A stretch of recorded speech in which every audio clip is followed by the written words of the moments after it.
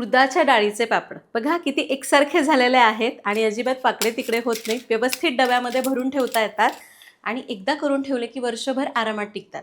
किडे लागत नाही, जाळी लागत नाही, बुरशी लागत नाही, खराब वास येत नाही, तळल्यावर लाल पडत नाही, काहीच होत नाही हो. तुम्ही एकदा इथं सांगितलेल्या सगळ्या टिप्स फॉलो करा आणि त्यासाठी व्हिडिओला लाईक करा आणि व्हिडिओ शेवटपर्यंत बघा. नमस्कार, सरिताच्या स्वयंपाकघरात म्हणजेच आपल्या सरिताज किचन फूड अँड ब्लॉग्समध्ये आज आपण करणार आहोत वर्ष काय 2 वर्ष टिकणारे उडदाचे पापड. तर माझ्या घरी वाळवणातला कोणताही पदार्थ नाही झाला तर 3 पदार्थ मी अवश्य बनवते. एकतर मिश्र डाळींचे सांडगे, बाजरीचे खारोडे म्हणजे सांडगे आणि तिसरा पदार्थ उडदाचे पापड जे आमच्या घरात सगळ्यांना आवडतात. तर उडदाचे पापड करताना बऱ्याचदा त्याला बुरशी येते, असा वेगळाच वास येतो, तळल्यावर लाल पडतात किंवा वाळल्यानंतर असे काळवंडल्यासारखे होतात किंवा जाळी लागते. असे प्रॉब्लेम्स येऊ नये म्हणून अगदी साध्या सोप्या टिप्स तुम्हाला सांगणार आहे. मी घरी करताना कसं करते चला बघूया. तर इथं मी 1 किलो उडदाची डाळ बारीक दळून आणली. आपलं हे पापडाचं म्हणजे उडदाच्या डाळीचं पीठ तयार आहे. एकदम बारीक दळून आणायचं म्हणजे पापड पाहिजे तेवढा पातळ लाटायला मदत होते. आता यातलं थोडंसं पीठ आपण बाजूला काढूया. साधारण असं अर्धी वाटी पीठ काढून ठेवलं. तर इथं आपण 1.5 टीस्पून हिंग घेतलाय, 2.5 टीस्पून मीठ घेतलंय, 1.5 टीस्पून काळी मिरी घेतली आहे आणि 3 ते 3.5 टीस्पून पापड खार घेतलाय. तर हा चमचा बघताय आपला पोहे खाण्याचा चमचा आहे, त्याने मी हे सगळं साहित्य मोजून घेतलेलं आहे. आता आपण काय करूया, ही काळी मिरी खलबत्त्यात घेऊ आणि याला जाडसर कुटूया. आता पहिली टीप लक्षात घ्या, काळी मिरीची कधीही पूड वापरायची नाही. ताजी काळी मिरी कुटून घ्यायची आणि मिरी कुटताना जाडसर ठेवायची, बारीक करू नका. तुम्ही जर खूप पूड केली, मिक्सरला फिरवून एकदम बारीक पावडर केली तर त्यामुळे पापडाच्या पिठाचा रंग संपूर्ण काळवंटतो. शिवाय पापड खाताना त्या मिरीची जळजळ आपल्याला घशात लागू शकते. त्यामुळे मिरी आपण खलबत्त्यामध्ये जाडसर कुटून घ्यायची, मिक्सरला फिरवायची नाही. आणि हे घ्या, मिरी अशी जाडसर कुटून घेतलेली आहे, यापेक्षा बारीक करायची नाही. आता या पिठामध्ये आपण ही कुटलेली मिरी घालूया, हिंग, पापड खार आणि मीठ चवीपुरतं. याला आपण मिक्स करू. याला मिसळून घेतलं. आता थोडं थोडं पाणी घालायचं आणि याला घट्ट मळायचं. खूप घट्ट नाही, असं मध्यम घट्ट मळून घ्यायचं.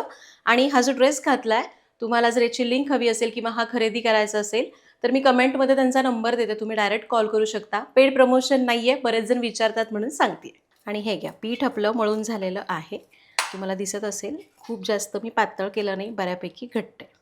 आता उडदाची डाळीमुळे हे चिकट होतं. हाताला थोडंसं तेल घ्यायचं आणि याला लावून घेऊ.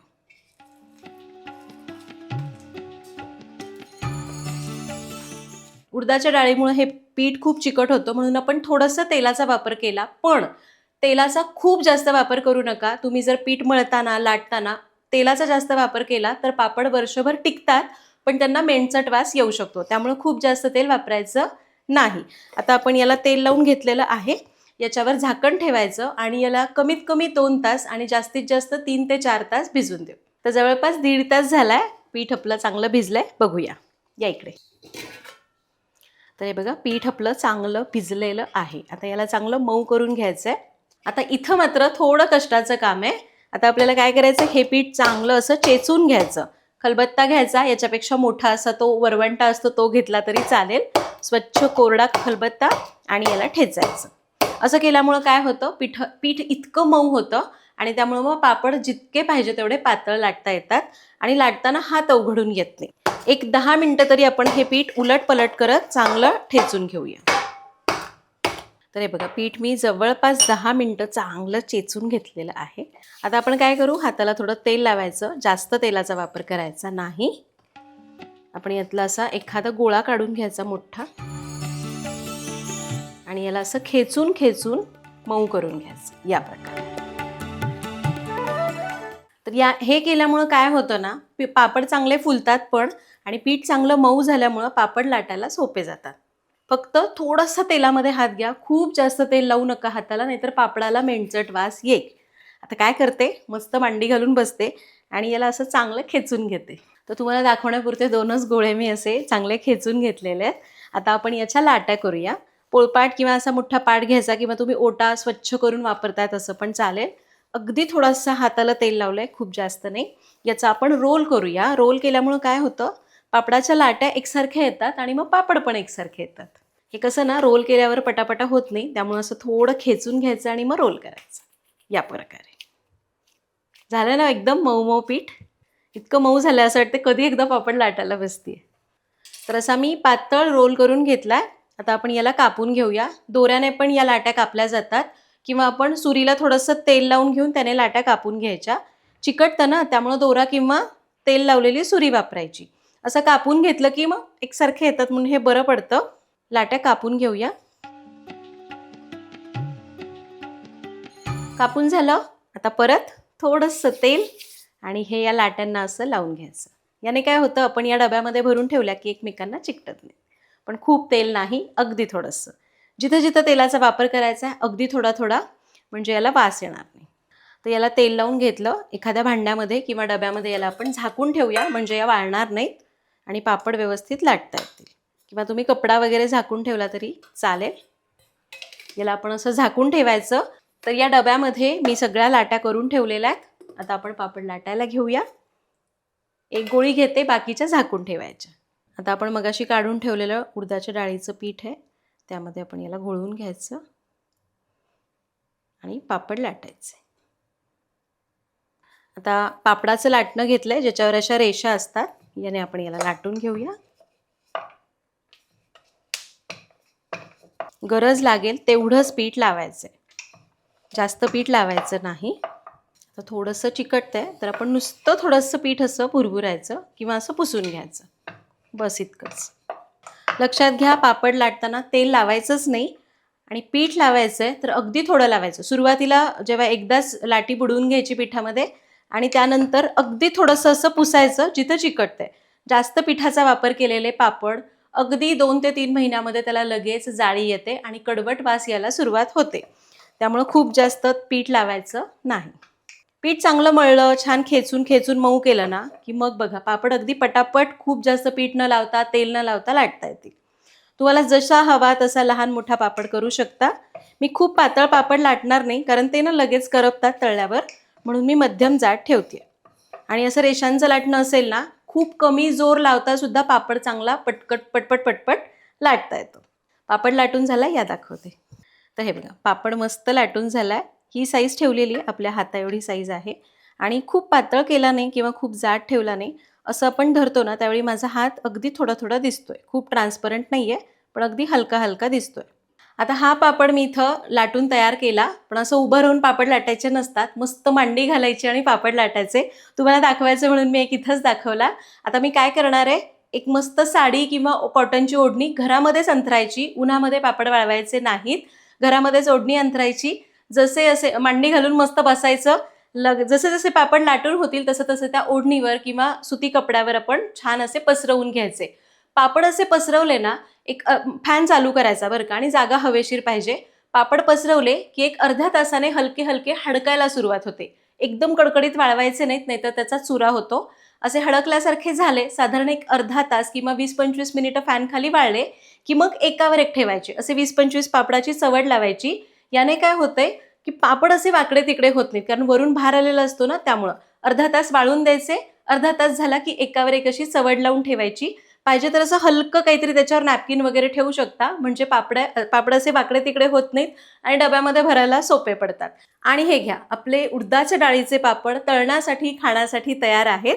पण आणखी आपल्याला याला टिकवून ठेवायचं आहे, तर आणखी एक फक्त स्टेप करण्याची बाकी आहे.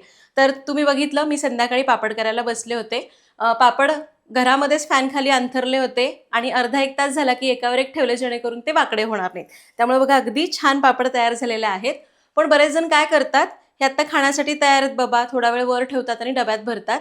हलकासा ओलसरपणा, मॉइश्चर यामध्ये असतं, त्यामुळे त्याला बुरशी लागू शकते, खूप घाणेरडा वास येऊ शकतो किंवा ना याला पाणी सुटून किडे लागू शकतात. तसं होऊ नये म्हणून आपल्याला काय करावं लागणार आहे, हे पापड असे करून झाले की एक तासभर तरी उन्हामध्ये वाळवून घ्यायचे. म्हणजे काय होतं, जे वरचं जास्तीचं मॉइश्चर असतं ते निघून जातं आणि पापड वर्षभर अगदी छान टिकून राहतात.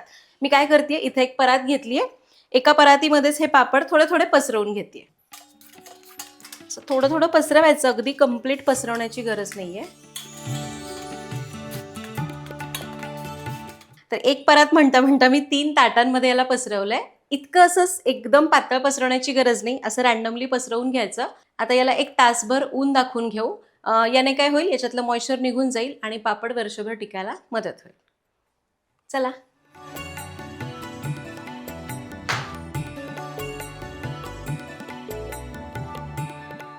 आणि पापड तासभर उन्हामध्ये वाळवलेले आहेत. फक्त मी एकदा काय केलं, अर्धा तास वाळले की थोडंसं खालीवर केलं म्हणजे सगळे पापड एकसारखे वाळले जातात. तर आपले पापड वाळलेले आहेत. आता हे डब्यामध्ये जाण्यासाठी आणि तळून खाण्यासाठी तयार आहेत. तर आता आपण जे प्रमाण घेतलं होतं तेवढ्या प्रमाणामध्ये एवढी साईज, ही साईज दिसते तुम्हाला, माझ्या हाता एवढी साईज आहे, तेवढ्या साईजचे 115 पापड तयार झाले. तुम्ही जर थोडे मोठे केले तर कमी होतील, आणखी लहान केले तर जास्त होतील. आणि वजनी प्रमाणामध्ये म्हणाल तर आपण 1 किलो उडदाची डाळ दळून आणली होती, तेवढ्या प्रमाणामध्ये बरोबर 800 ते 900 ग्रॅम पापड तयार होतात. हे माझे 900 ग्रॅम पापड तयार झालेले आहेत. तुम्ही जर ते पीठ आपण कोरडं ठेवतो ना, ते जर जास्त काढून ठेवलं तर कदाचित थोडेसे पापड कमी होतील.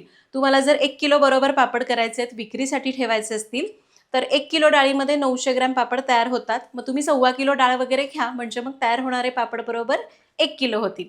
विक्रीसाठी करायचं असेल तरी पण प्रमाण सांगितलंय. स्वच्छ कोरड्या डब्यामध्ये भरून ठेवायचे, वर्षभर आरामात टिकतात. तळून बघूया कसे झालेत. पापड तळण्यासाठी तेल चांगलं तापलेलं पाहिजे. तेल कमी गरम असेल तर पापड कडक होतात, तेलकट होतात. छान तेल तापलेलं आहे, पापड तळायला सोडू.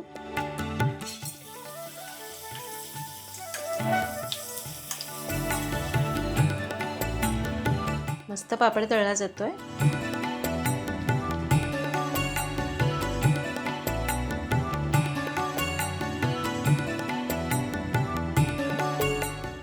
तर पापडाचं पीठ तयार करण्यापासून ते पापड खाण्यापर्यंतचा सगळा प्रवास संपलेला आहे. इथे सांगितलेल्या टिप्स तुम्ही फॉलो केल्या, प्रमाण व्यवस्थित वापरलं तर तुम्ही सुद्धा अगदी असेच पापड घरच्या घरी सहज करू शकाल. पापड तळताना पण बरं का, तेल जर कमी गरम असेल तर ते कडक होतात आणि खूप तेलकट तेल ओढून घेतात. आणि जर अतिशय जास्त तेल तापलेलं असेल तर ते लाल पडतात. त्यामुळं पापड तळताना तेल व्यवस्थित गरम करून घ्या. आणि इथे सांगितलेल्या टिप्स वापरून पापड स्टोअर करा, अगदी वर्षभर छान टिकतील. भेटूया पुढच्या भागात. Happy cooking.